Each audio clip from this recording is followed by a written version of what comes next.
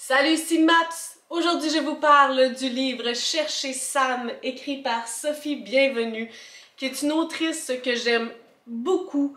J'ai déjà lu son livre Et au pire, on se mariera. D'ailleurs, ça fait comme plusieurs minutes que je le cherche puis je le trouve pas. J'ai dû le prêter à quelqu'un. Et j'ai aussi lu Autour d'elle, toujours de Sophie Bienvenue. En fait, je regardais récemment ma vidéo de moi qui parlait de ce livre-là, Autour d'elle, qui n'est pas une vidéo récente, on s'entend.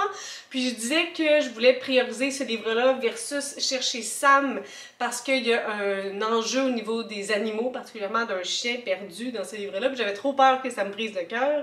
Mais vous voyez, Maps de 2020 n'a pas peur de se faire crever le cœur. Même si elle se doute que ça va faire mal, elle y va tout de même. Donc c'est pourquoi j'ai lu Chercher Sam. J'ai vraiment envie de lire tous les ouvrages de cette autrice-là. Il y en a aussi des ouvrages jeunesse. Je la connais pas en jeunesse, là. Pour l'instant, j'ai lu tous ses ouvrages adultes, mais je l'aime d'amour. Chercher Sam, c'est l'histoire de Mathieu, qui est un homme qui vit maintenant dans la rue. Au fur et à mesure de l'histoire, on va le découvrir par petits fragments dans une histoire non chronologique. Et puis, on va découvrir qu'est-ce qui s'est passé, pourquoi il est dans la rue. On va aussi comprendre assez rapidement l'importance de son chien Sam et à quel point c'est urgent de le retrouver. Là, vous m'avez entendu, j'ai dit des petits fragments. Ben, en fait, c'est des chapitres de moins de 10 pages, je vous dirais. C'est pas si petits fragments que ça, c'est juste des petits chapitres. Ouais, 5 pages environ, max de 5 pages, moins de 10 pages. En tout cas, dans ces eaux-là, ce sont des petits chapitres et à chaque chapitre, on n'est pas nécessairement dans le même moment chronologique. Là. Parfois, on est en ce moment lorsqu'il cherche Sam, puis parfois on est dans le passé, dans différents moments avec son ex-blonde, ses parents, divers moments de sa vie importants. Donc ça se passe pas nécessairement de manière linéaire, mais c'est sûr que le fait qu'on cherche Sam, on revient toujours à cette partie de l'histoire-là, et celle-là est plutôt chronologique. Là, vous vous dites, tu sais, Maps, elle aime pas les livres chronologiques, c'est sûr que je l'ai pas aimé. Faut que je vous dise quelque chose. Il y a une exception à chaque règle, et cette exception-là, c'est Sophie Bienvenue. Tout d'abord, avant de parler de ça, l'écriture de Sophie Bienvenue, je trouve qu'elle a quelque chose de rough, puis elle a quelque chose de tellement fragile dès que je me suis mise à la lire, et à chaque fois que je la lis, j'ai l'impression d'être une funambule, j'ai l'impression d'être sur une ligne et que ma vie est arrêtée. Ça me frotte dans le cœur, ça me fait mal, je me sens tout croche, mais en même temps, comme je me sens bien. Il y a quelque chose à propos de l'écriture de cette autrice-là qui me chavire à chaque fois. C'est sûr que si on parle du livre Chercher Sam ou du livre Et au pire, on se mariera, tous les deux, ils ont des thématiques difficiles, des vies de marde, comme on pourrait dire. Ils ont vécu des trucs vraiment pas faciles et beaucoup, c'est des personnes abîmées, des personnes fragiles, fragilisées. Donc, on dirait que dès que j'ai les pieds dans leur tête, je me sens exactement comme ce personnage-là pourrait se sentir. C'est vraiment inexplicable, je peux pas trop vous dire pourquoi, mais c'est comme ça.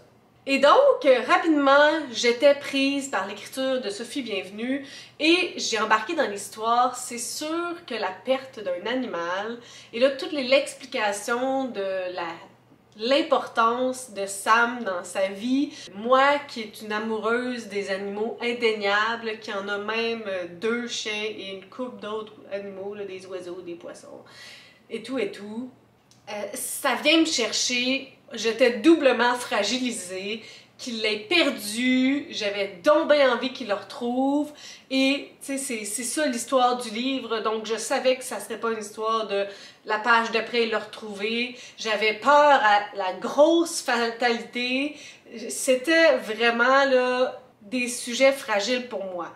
Avec les années aussi, les personnages qui sont sans domicile fixe, c'est un sujet qui me touche, et là on déconstruit un petit peu tous les mythes, on comprend pourquoi il est rendu là, tout ce qu'il a perdu, toutes les étapes qui l'ont amené là. Puis on a aussi droit à un protagoniste qui est vraiment comme sensible, qui a une tête sur les épaules. On comprend pourquoi il est rendu là, on sait pourquoi il est rendu là, mais il a tellement eu une vie pas facile préalablement. Il n'y avait aucune chance que ça soit facile.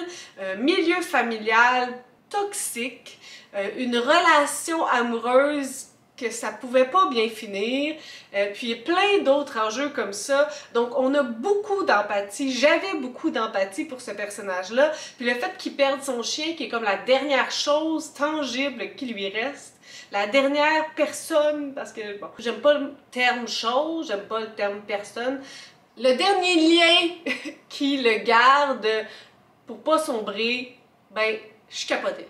J'ai donc tourné les pages rapidement, ça m'a pris quelques heures, une soirée pour le lire, j'étais complètement bouleversée. Je m'attendais à une finale qui allait me dévaster et je pensais qu'on allait être complètement au désespoir, alors qu'il y a plus d'espoir que je pensais, mais encore une fois, la finale me renversait d'une autre façon que je pensais, que j'avais prévu. Il y avait un autre élément vraiment sensible pour moi ces derniers temps. J'avais les yeux pleins d'eau. Je l'ai fini, puis je comprenais plus ma vie. Donc, je remercie Noémie qui m'a dit de mettre ce livre-là au top de ma pile. J'avais envie de le lire, mais c'était vraiment le coup de pied qu'il me fallait pour le faire. Et ça a été une lecture bouleversante. Je pense qu'elle va, moi aussi, rester très longtemps dans mon cœur. Et je vous le suggère fortement. Mais sachez que vous ne resterez pas indemne face à la lecture de ce livre-là. Sur ce, si vous avez des suggestions, des critiques, des commentaires, n'hésitez pas à le faire en dessous de ma vidéo. Je publie des vidéos assez fréquemment dans une semaine. Si vous avez aimé cette vidéo, n'hésitez pas à mettre un petit pouce ou à vous inscrire à ma chaîne. Et sur ce, je vous souhaite de bonnes lectures.